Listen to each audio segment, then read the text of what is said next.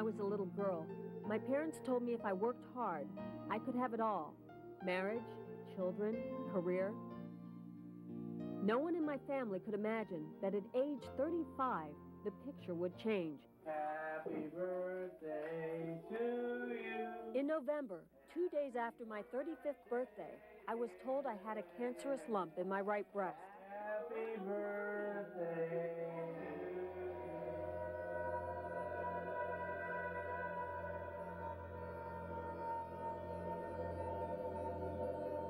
Within the next 4 weeks, I met 12 different doctors, had a dozen different tests, went through every emotion in the book, and then faced a lumpectomy, to go out of the scar, a mastectomy, rigid or firm, reconstruction with an implant, incision along the outside, and now chemotherapy. Pressure and cold. Yeah. This is the most difficult story I've reported in my 14 years as a news reporter. It's difficult because it's a story about me, but it's also a story about 1 out of 9 of us. Hello, I'm Channel 10's Luann Kahn. Every 11 minutes in this country, a woman dies of breast cancer. The statistics are reaching epidemic proportions. If you're afraid, you don't need to be. Fear won't change the numbers. Learning about early detection, risk factors, and political action will. Stay with me for the next half hour, and I'll share my experience with you.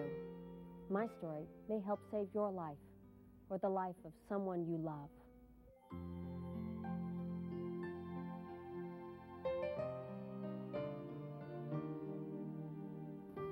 I think what happens when the woman you love has breast cancer is you realize that you love her and not her breast. It's uncomfortable for me to watch this and show you how this has affected my family. Your hair's dry. My 4-year-old who's trying to understand breast cancer. What is it? I need to say, like, is it a cramp or anything like that? And then somebody said it's a disease.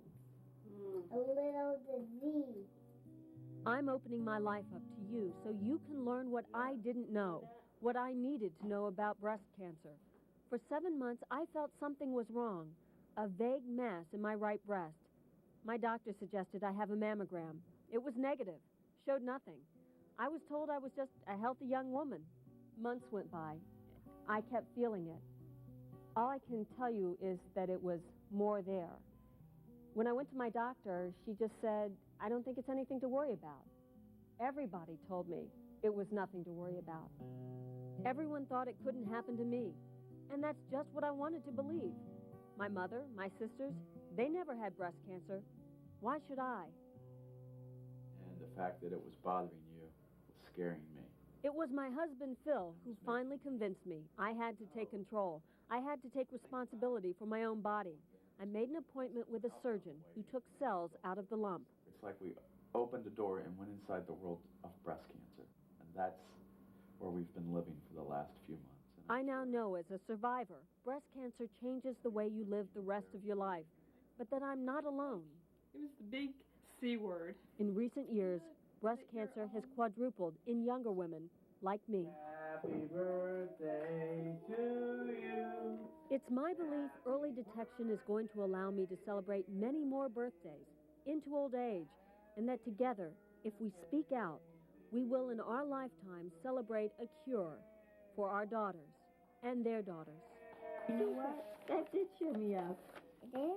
Less than 35. Look at these faces. They're single women, wives, mothers, at the peak of their careers, their lives, all breast cancer survivors. Some had to abort pregnancies after being told again and again. I'm sure it's benign, have it out sometime this summer. And my gynecologist said, this is just a cyst. And I said, well, how can you be sure? And he said, well, you'd have to put a needle in. I said, well, why don't we do that? He said, well, you'd have to go to a surgeon.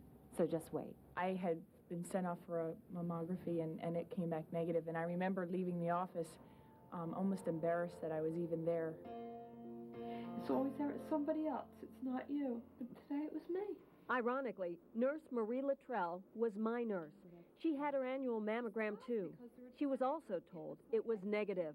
But 5 months later, she felt a cancerous lump under her arm. They had not done the right breast where I had the lump properly. We've pushed mammography so hard. Susan Love is one of the country's most outspoken breast cancer surgeons. Young women have dense breasts, and mammography is not as useful in young women. And so if somebody has a lump, even with a normal mammogram, they still need to get it checked out. I got cards For myself and my friend Marie, we wonder if an earlier diagnosis would have prevented us from losing a part of our bodies, a part of ourselves. And I say, you know, you've been a good part of my body, and I've used you the way God has given me to use, but now it's time for you to go. In just a few minutes, I'm going to tell you more about mammograms, how to find a mammogram center that's accredited, and how important it is to do a breast self-exam. I believe it's the breast exams I did every month that helped save my life.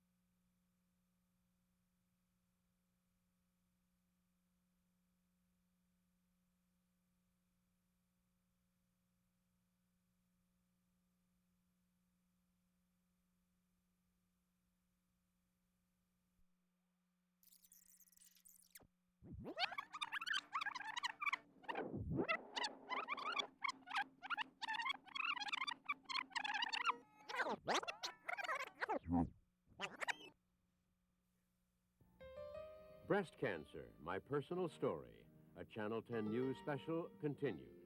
And now, back to Channel 10's Luann Kahn. You might think the doctor who told me the lump in my breast was nothing is a bad doctor. She isn't. In fact, she was the first gynecologist who really did a good breast exam and showed me how to examine myself. So when she missed the lump and the mammogram missed it, I didn't. Over 7 months, I had a feeling something was wrong. And I was right. There was a lump, and it was cancerous. What saved me? The breast self-exam I'd been taught to do every month. About a week after your period is the best time. It takes just 5 minutes, and yet it's surprising how many of us don't do it. Do you do breast exams at all before? No. I think that I didn't want to face the fact that it might happen to me. It was such a frightening thought. Eva Georges and I met at a breast cancer seminar. It was never impressed upon me how likely I was to get it. And she told me her unbelievably distressing story. I called my doctor that night and told her what had happened and that it hurt and it was inflamed.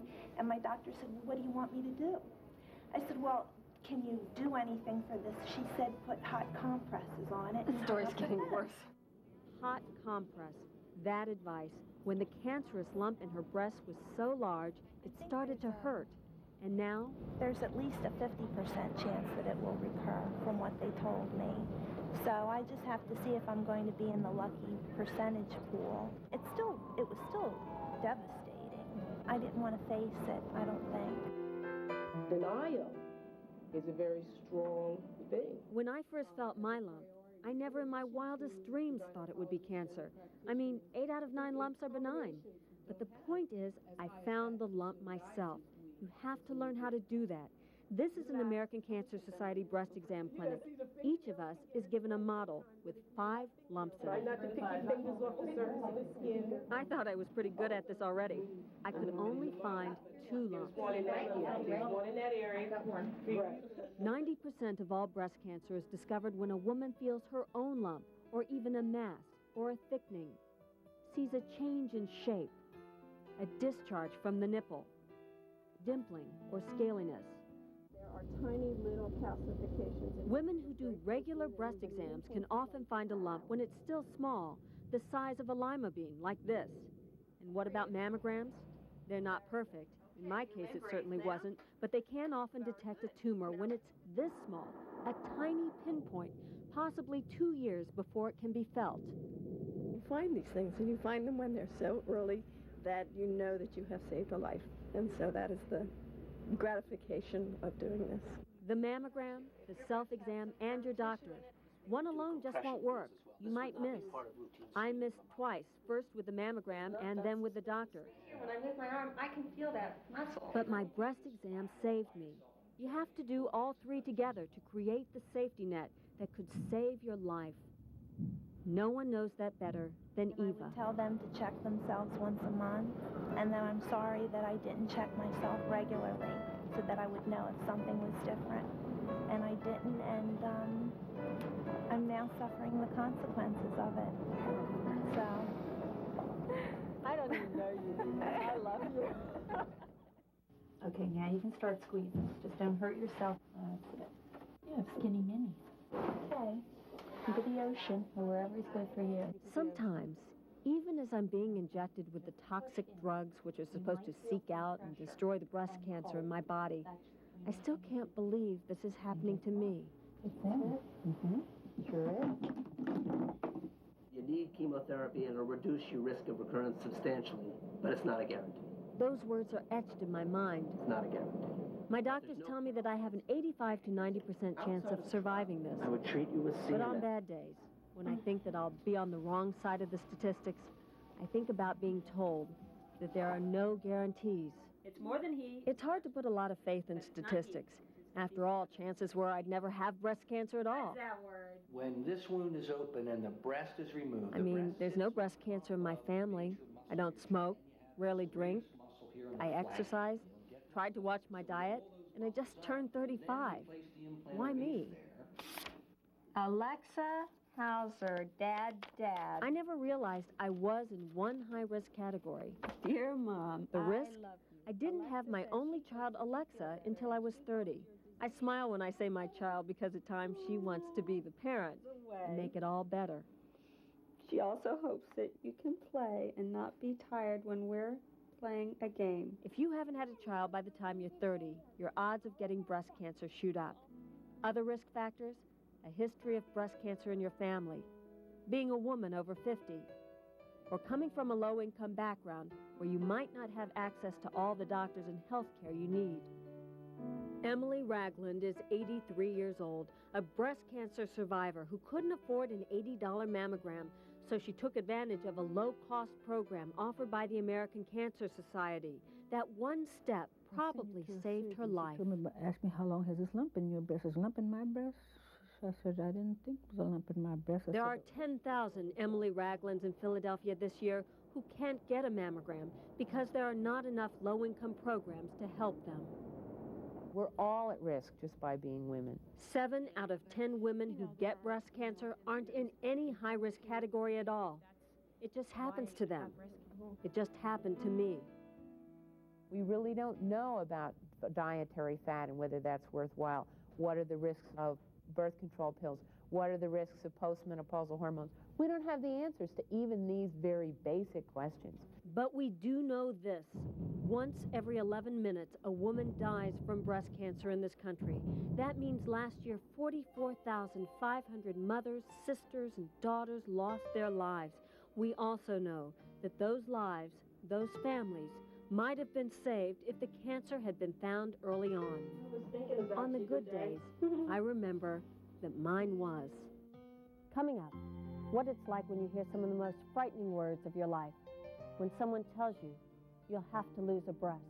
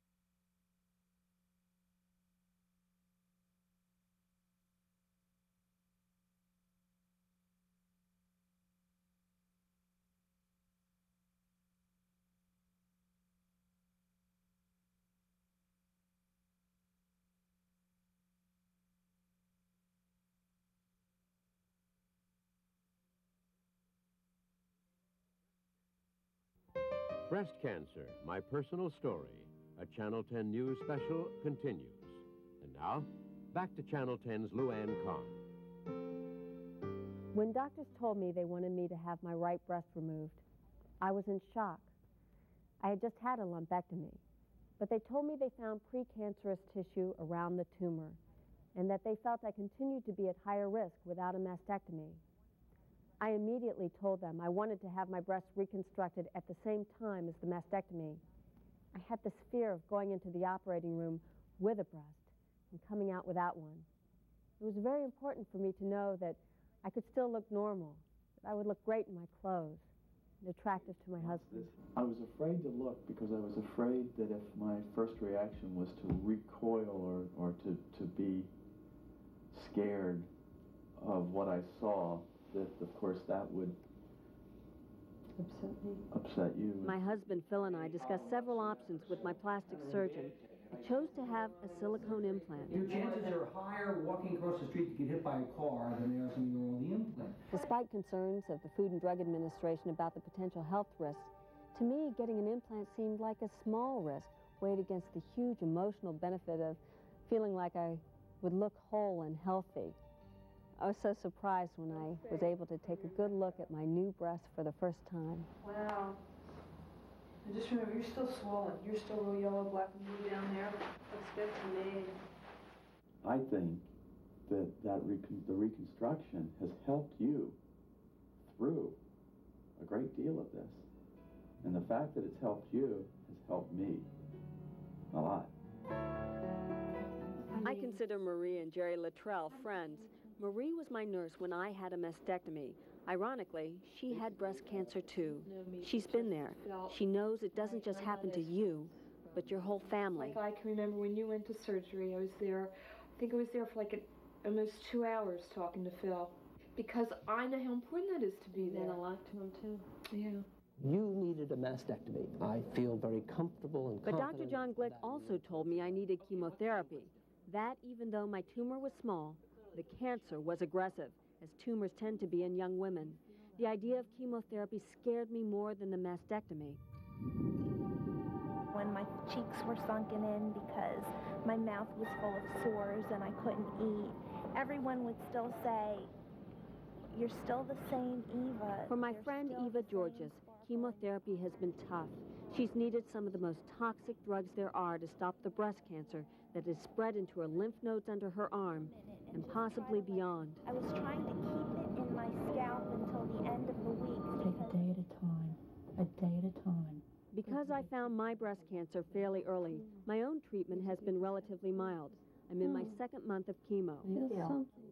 I have a 50% chance of losing my hair, so I'm ready with a hairpiece if I need it.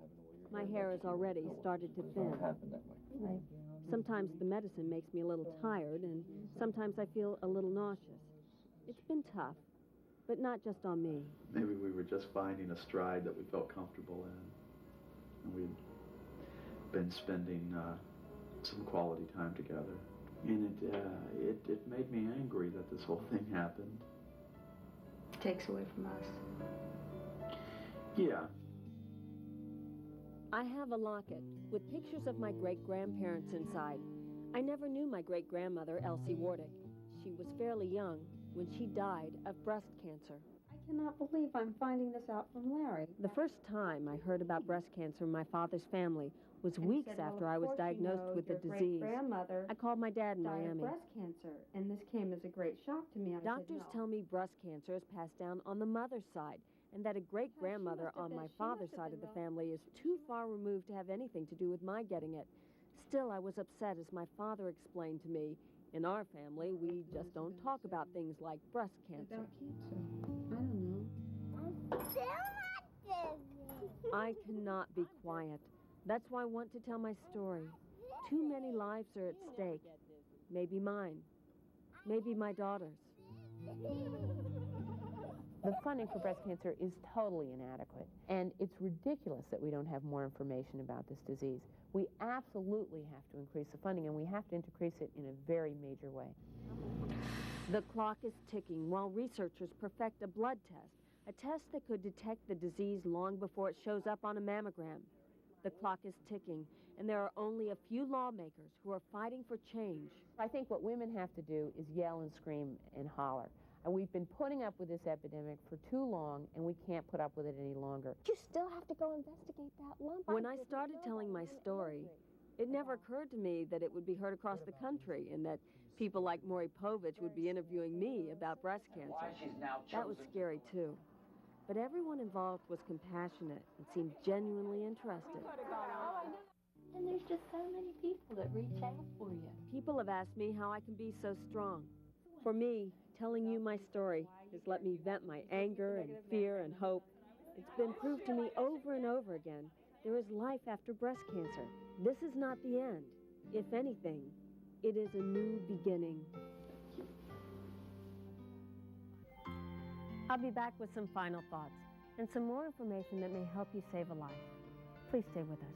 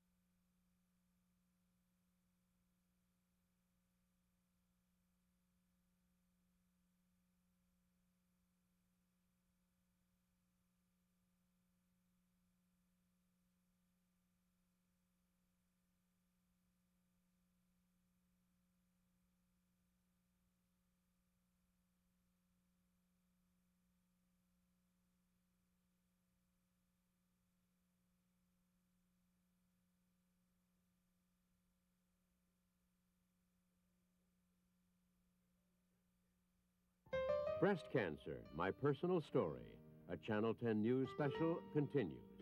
And now, back to Channel 10's Luann Kahn. Please, spread the word about breast cancer. If you're a woman, take responsibility for your health.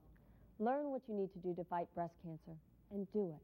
If you're a man, talk to your wife, your girlfriend, your daughter, and tell her what you've learned. Once again, here are the essential steps you need to take in your fight against breast cancer. Examine your breasts once a month, every month. This is your first best defense, the way the vast majority of lumps are discovered. If you don't know how to do it, find out. Have your doctor teach you. See your gynecologist regularly, and make sure he or she checks your breasts. Have a mammogram frequently. Mammography is far from perfect, only about 60% effective in young women. But only a mammogram can find a lump long before it's big enough to feel even during a self-exam. And be sure the facility you choose for your mammogram is accredited by the American College of Radiology, so you can be confident that your test will be done correctly. If you do find a lump, don't panic. About 85% of all lumps are benign, not cancer, but you have to find out. Don't settle for a diagnosis based just on an office visit or mammogram. Get to a breast surgeon right away and have a biopsy. This is the only way to know for sure whether your lump is cancer.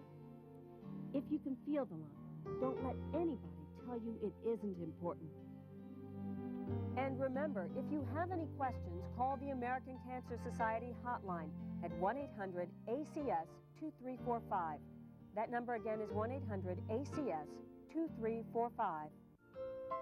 It's been almost 2 years now since I was diagnosed with breast cancer.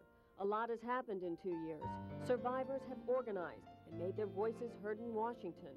The Clinton administration is promising a nationwide strategy to fight breast cancer. More dollars are going into research. Every day we hear about a new study on breast cancer. But some of this information is confusing.